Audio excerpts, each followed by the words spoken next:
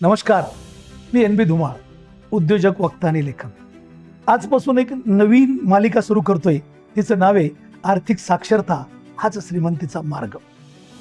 आर्थिक साक्षरता आणि आर्थिक यश याबद्दल तुमच्या ज्ञानाचं आणि अनुभवाचं रूपांतर संपत्तीत करणं म्हणजे आर्थिक साक्षरता.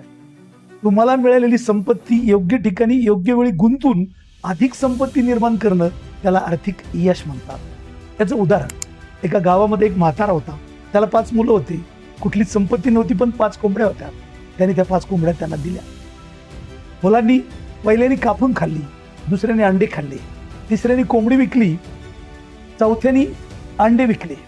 5व्या मुलाला आर्थिक साक्षरता माहीत होती, म्हणून त्यांनी एकही अंड विकलं नाही.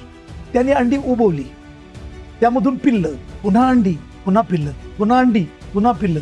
असं करत करत 2 वर्षात त्याच्याकडे 2000 कोंबड्या, एक पोल्ट्री फार्म आणि तो उद्योजक झाला. त्याला आर्थिक साक्षरता माहीत होती, म्हणून तो श्रीमंत झाला. तुम्हीही आर्थिक साक्षरता समजून तुम्ही श्रीमंत व्हा. आर्थिक साक्षरता हाच श्रीमंतीचा मार्ग.